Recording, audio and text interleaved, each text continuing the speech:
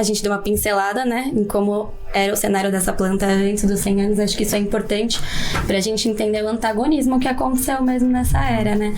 Então, antes dos 100 anos, a gente já estava aprofundando essas pesquisas, né? Resgatando esses conhecimentos do continente asiático. Já tinham pesquisadores europeus aprofundando e descrevendo os efeitos medicinais dessa planta. O'Shaughnessy, né? Isso. E assim, isso estava ganhando espaço, né?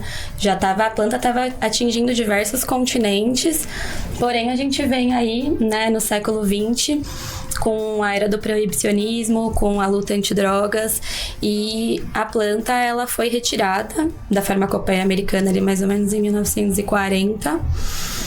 E depois, assim, mais ou menos em 1970, a ONU, né, na convenção ali das drogas psicotrópicas, incluiu a cannabis como uma das drogas mais perigosas, né? O que é quase não, é um absurdo, sem nenhum tipo de respaldo científico, né? Então, a partir desse momento, ela é colocada no mesmo lugar que ópio, que cocaína, que heroína.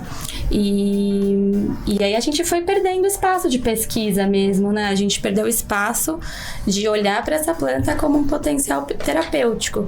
E as pesquisas caíram drasticamente, mas sempre tem aquele grupo, né? Não é rebelde, né? Mas aquele grupo que quer resistir. Então, um grupo israelense, né, do Dr. Rafael Mechoulam, começou a olhar para essa planta e querer compreender esses efeitos, né? Por que ela promove esses efeitos já descritos previamente? Então, eles aprofundam mesmo esses estudos ali na década de 60, quando eles descrevem os primeiros compostos da planta, né? Então, descrevem o CBD, depois o THC, e começa a entender, então, esse mecanismo de ação da planta, sem a gente ainda compreender o efeito do nosso corpo em relação à planta. Mas desperta o interesse de outros grupos de pesquisadores, né? Então, a gente coloca tudo em torno muito do grupo do Rafael Mechoulam, né? Porém, a gente tem um grupo de pesquisa de uma americana.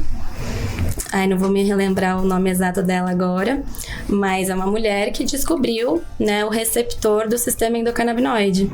E aí a gente abre um vasto conhecimento mesmo, né, sobre como o nosso organismo recebe essa planta, e a partir daí as pesquisas começam a crescer, né, no meio científico. E a planta vai ganhando espaço, porém com muita contenção mesmo, por conta de todo esse preconceito e esse estigma que tem ao redor da planta, né?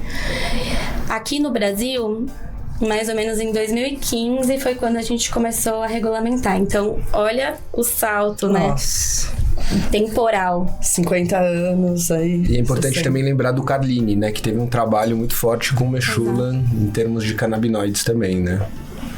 Exatamente. Então, eles fizeram uma parceria nessa pesquisa, né? Aqui no Brasil, o Carlini é a referência, eu pude conhecer ele na minha graduação, foi muito especial.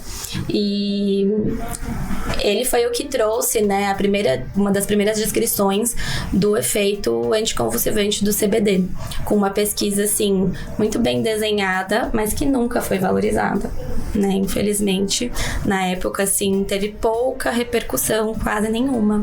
Mas eles seguiram lá firmes e fortes, né, para conseguir ampliar o acesso desse conhecimento. Mas as duas principais referências que a gente tem são os dois, né? Imagina que hoje, para se fazer pesquisa, ainda tem uma baita burocracia e dificuldades no cultivo. Não? Imagina na época que eles estavam fazendo, na década de 70, 80... Que dificuldade que devia ser plantar diferentes genéticas, porque você precisa ir comparar as proporções de CBD com THC. Nossa, esses caras são guerreiro. E aí, gostou do que você ouviu? Então ajuda a gente a espalhar essa semente por toda a rede. Compartilha.